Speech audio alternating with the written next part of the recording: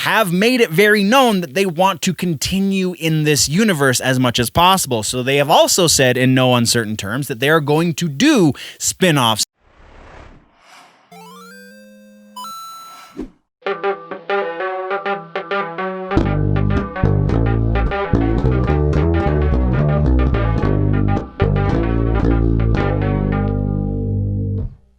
Okay, nerds, I just spent time rambling and doing all of the teasers, and now I have severely cut into my filming time, so I apologize if I'm speaking a little fast. We are going to do the housekeeping bits real quick. Today's show has been brought to you by our nerdy masks. Come on, camera, focus. Oh, here, I'll just do this. Yay! And then fog up my glasses. So this is the nerdy I am Yoda pool mask. Sorry, first day with the new tongue. They are super comfy. I really, really appreciate the fact that I can do those with my limited resources. So go check that out. All of the links to the stores and stuff are down in the description so that you can support the channel. Even if you don't want to get behind the paywall, that is a great way to support the channel. So go buy merch. So that is that. And the other piece of housekeeping, again, is the reminder for the schedule change. At the end of this month, so the last week of October, I will be taking some time off. So we will only be doing one episode. It might be done remotely, so it might not be on its proper day, but it is going to happen. And, you know, things are going to be crazy at the end of November because holidays and my birthday and so on and so forth. So we will be scaling back at the end of November through the month of December and into the month of January so that I can, you know, do holidays and also gear up for season 3. So now that we have gotten all the things out of the way, let's get into the news. Our first section is always the music news, unless we don't have music news, but we do. So first up and only thing in music has to do with Atreyu. So the band has officially come out. We talked previously about Alex's statement, and the band published a thing on their website, but now Brandon Saller has officially come forward in an interview and kind of explained things a little bit more. It apparently is not a thing that they're going softer, and Alex wanted to stay heavy because they did release a new single, which I have yet to listen to because we're going to be doing a reaction video to it, but they did release a new song, and by all accounts, it is still pretty freaking heavy with Brandon on vocals. Now, here is the rub, I guess. So Brandon has switched to exclusively vocals. He is not doing drums. On drums is his drummer from his other band, Hell or High Water, Kyle Rosa.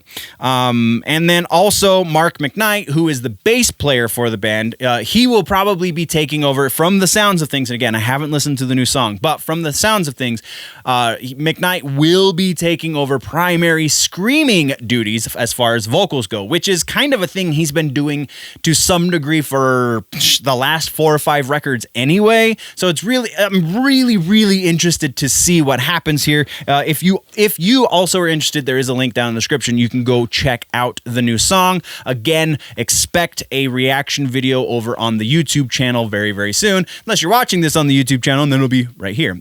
So that is all we have for music. Let's switch gears into TV streaming. So we have a couple of follow-ups here.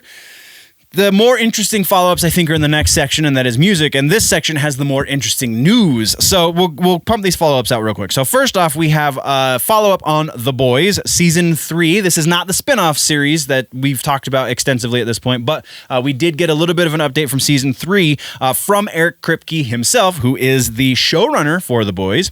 He said that Soldier Boy is definitely going to be in season 3. We know this already. He's going to be played by Jensen Ackles, but also his team. Why did I not write down? Of course not. I didn't write down the name of the team. I apologize. It's on the tip of my brain and I just can't think of it. And I didn't put it in the notes because I take amazing notes. But yeah, so the team that Soldier Boy is on in the comic books is going to be in the season 3. And we're going to see a bit more of a backstory on Compound V and how it factors into what we know of as soups in this universe. So it's going to be a very interesting season 3. Our other follow-up is legitimately kind of shocking because it is a bit of a retraction that all right, so everyone was reporting last week. I mean, I do so many shows, man. It's so hard for me to keep up sometimes. But everyone was reporting approximately a week ago, maybe it was 2 weeks ago. I'm pretty sure it was a week ago, though, that Tatiana Maslany was going to be playing Jennifer Walters in the She-Hulk series. I'm sorry, I kind of buried the lead. This is about She-Hulk. Well, just the other day, Tatiana was doing an interview and she said, no, I'm not, actually. So the origin of this report comes from Deadline, which is usually a very solid source that everybody uses. They are considered one of the quote-unquote trades, of which there are three: Deadline, Hollywood Reporter, and Variety. Everyone was saying this was a thing, and now Tatiana's like, I'm sorry, guys, but I'm not the one that's going to be doing this. So that has spurned rumors that we are, in fact, going to be seeing other actresses who have previously been rumored for the role in this role. We're not talking about any of that stuff in the rumor mill because we've already covered that, and there have been no new rumors necessarily. This is just kind of feeding old rumors. So that's what we have for follow-ups. Let's go check out the news, and first up is Day of the Dead. That's right, George A Romero Day of the Dead is turning into a series. It is turning into a series on Syfy.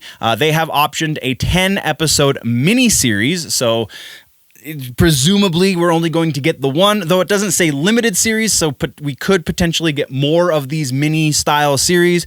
But like most series anymore are only like 10 to 12 episodes, so I don't know why they made the distinction of mini, but Syfy is doing a miniseries based on, very, very loosely based on George A. Romero's Day of the Dead, which sounds pretty interesting. It does sound a little bit like they're going a little too teenage drama with it based off of the little bit of a synopsis that we got. If things get a little crazy in the next week or so, we will talk about this in more depth, but it's just an interesting, I want to see what happens, so we're going to keep tabs on it. Next, we're talking about Clive Barker, and Clive Barker has a number of irons in the fire as far as TV streaming goes. First up for the irons in the fire is Ectokid, and then he also has a Nightbreed series in the works, which is, a book that he wrote, also a movie that happened in the 80s. And also there's Books of Blood, which we've talked about previously. I think the final count when I was doing the research for this was somewhere between 6 and 8 different series that are actively moving forward. And then there's another 2 to 3 that are being talked about and maybe potentially getting picked up. But right now, he has somewhere, again, in the neighborhood of about 6 to 8 series that are moving forward with production. So we're going to be getting a lot of Clive Barker style horror in the very near future. So if you're a big Clive Barker fan, then hooray for you. I, myself, am a bit of a Clive Barker fan. My girlfriend is a huge Clive Barker fan. So there is that. We are moving on, though, now. We're talking about Dexter. That's right. The show with Michael C. Hall is coming back, actually. We're getting a limited series, so there is that word, limited series of, it's going to be a continuation of the story that we got originally on Showtime. It is going to be on Showtime again. It's not going to streaming yet, but probably it will eventually. It is coming to Showtime, and the assumption here is that we are going to see the quote-unquote real ending to what happened to Dexter, because he fakes his death at the end of the series. Spoiler alert for a series that's like 5 years old, at least 8 years old, something.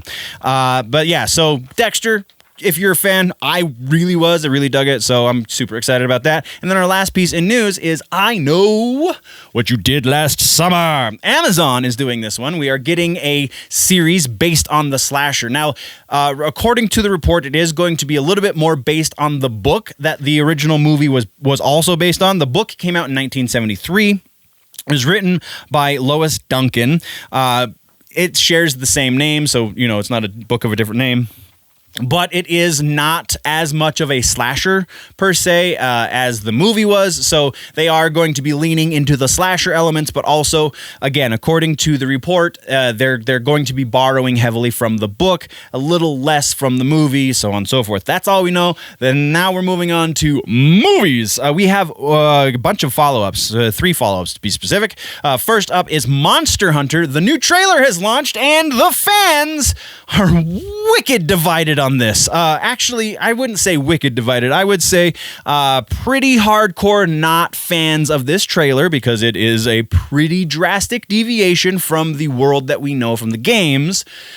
But the world that we know from the games kind of sets up the possibility that in the future we could get something like this. And being as we theoretically live in a future that is the future of the monster, it's convoluted. And honestly, it's Paul W. S. Anderson going, hey, I want to make a movie and put my own spin on it, kind of like I did with that Mortal Kombat stuff. Even though, again, the fans' outcry for Mortal Kombat changed a few key things back in the day. So hopefully this will do the same. Because I'm going to use one very specific example. So in the Mortal Kombat universe, the two characters that everybody knows, Scorpion and Sub-Zero, are very much enemies. And in that movie, they were not so much enemies. And in the original screenings, they did not have the line where Shang Tsung addresses the fact that they're enemies, only they're under his spell. And the fan outcry from that was so heavy that they added dialogue, they changed certain elements of the movie in order to accommodate what the fans deemed was appropriate for those characters. Now, the big issue with this trailer is that there is some American military stuff going on. It's kind of like Doom, the Rock version of Doom, only with monsters instead of aliens. And so it's very... I don't know. I'm not a huge fan of the idea, though I do kind of like Paul W. S. Anderson on a very superficial level, because he does, regardless what you have to say about his filmmaking necessarily, he does make fun movies, popcorn movies. So if you're expecting a good popcorn movie, I think you'll be all right. If you're going in expecting this to be just like the video games, you're going to be very, very sorely disappointed. Our next piece in follow-ups has to do with Peninsula, the follow-up to Train to Busan, is coming to streaming into the States on October 27th on Shudder, so go check it out. If you have Shudder, you have a friend who has Shudder, something along those lines. And then our final piece in follow-ups has to do with Twilight of the Mallrats. Kevin Smith has recently confirmed that the sequel will have basically everyone who was in the first movie, obviously with the exception of anyone who has passed on. I'm looking at you, Stan Lee. We miss you, bud. But aside from that, it sounds like the entire cast has signed on to come back. So that's pretty freaking awesome. And then our one piece in actual news for movies has to do with a new movie that was brought to my attention like 3 days ago. And then the very next day I get a text from my father, who, God bless him, tries to keep up with nerd news and doesn't watch the show for some reason, but whatever. I got a text from him saying, Jiu-Jitsu starring Nicolas Cage. What's this all about? Well, you see, Dad, I honestly don't know. I just learned about this. It's drawing a whole lot of comparisons to Mortal Kombat for reasons, and then I watched the trailer and went, oh, I can kind of see that. So, honestly, being a giant Mortal Kombat nerd, I can see some of the comparisons from Mortal Kombat. I also very much heavily see comparisons to Predator, which I haven't honestly heard anyone make that comparison yet, but it's like this weird bastard child of the Predator meets Mortal Kombat. And honestly, as much as I give Nicolas Cage grief in movies, this on paper sounds kind of awesome. I'm not gonna lie. I expect zero depth. I expect a fantastic action movie, a fantastic martial arts action movie, and I expect to come out of the theater eventually as theaters reopen. I expect to come out of the theater going, wow, that was a fun way to spend an hour and a half, but I learned absolutely nothing. So yeah, you can go check the link. There is a link down in the description. You can check that out and see for yourself what I'm talking about. And if there's other things that you pull away from it, let's have that conversation, man. But that is all of the movie news. So let's talk gaming and tech. We have zero follow-ups in gaming and tech, but we have mostly tech stuff. So our first tech piece has to do with Google Hangouts. Google Hangouts is going the way of the buffalo. Not very slowly either. As of 2021, the beginning of 2021, they were not very specific with dates, but as of the beginning of 2021, Google will be rolling all of your Google Hangouts history over to Google Chat, because they are effectively the same thing, and I don't understand why people are still using Hangouts. It's not as versatile, but whatever. There are some diehards. You're getting moved over. I apologize. It is what it is. We're moving on. Our next piece is an announcement from Canon Cameras. We got the announcement of the EOS M50 Mark II, which is going to be very interesting. The camera world is incredibly versatile right now. If you have not taken the time to start your own podcast and or YouTube channel, honestly, the tech is so awesome and so cheap right now. The new M50 is coming out at like $499, so $500 without a lens. You can get it with a lens for like $700, which is a freaking steal because that's almost the exact same price as the M50 Mark I that is now leaving the market. So I just wanted to bring that up because Canon does some really interesting stuff. They make some very questionable choices, but they are super easy for you to get in on the ground level if you want to do something like the show that I'm doing right here before you. So there's that, and our next piece has to do with Apple. Kind of a similar situation. Apple has just announced a new piece of tech, and that is the iPhone 12.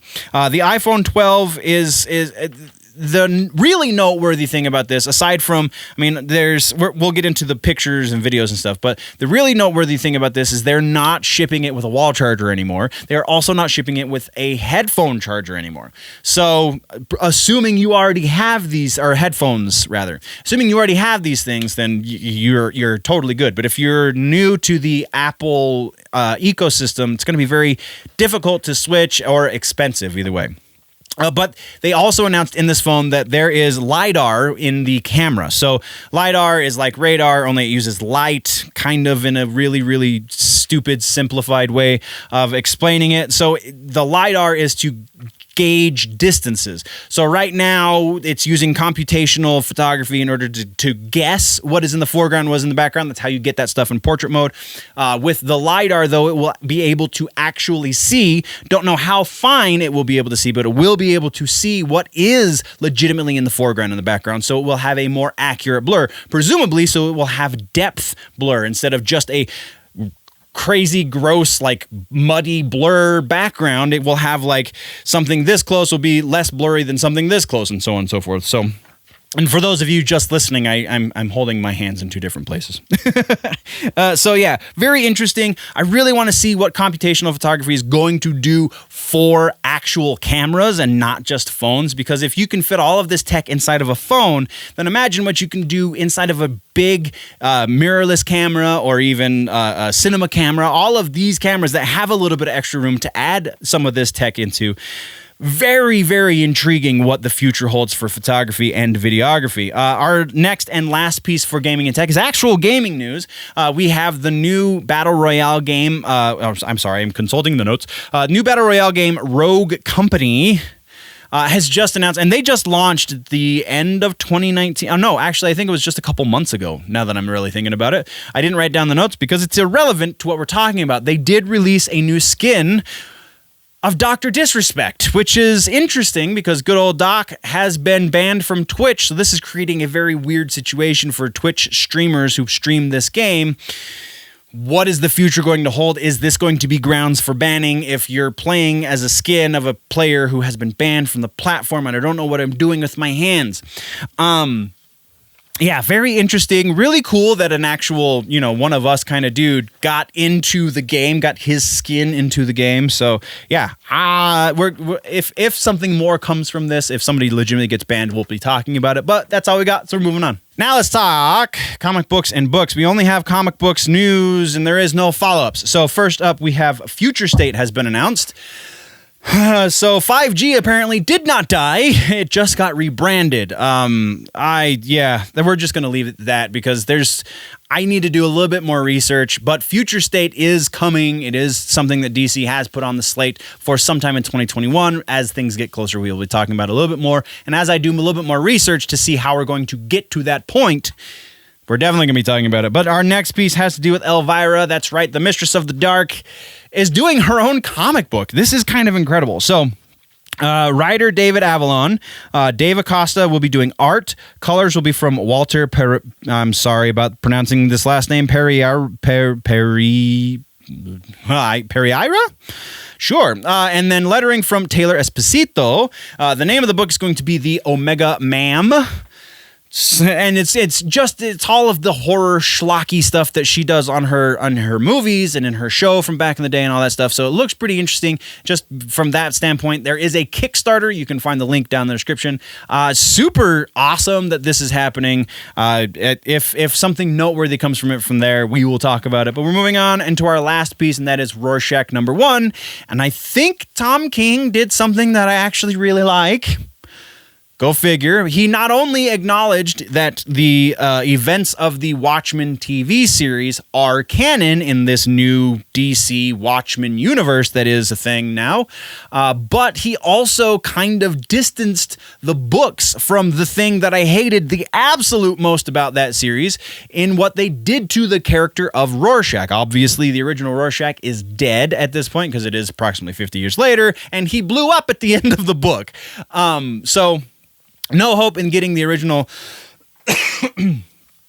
So no hope in getting the original Rorschach back in the picture, but his memory does not have to be tarnished by what happened in Oklahoma, as they put it in the comic book. So pretty interesting. We're going to be keeping tabs on this. We'll probably keep it in the follow-up section as we're moving forward, and we're moving on. And we've got just a few rumors to get through, so let's get through them, shall we? All right, our first rumor is another rumor about the Cara Dune potential series coming to Disney+.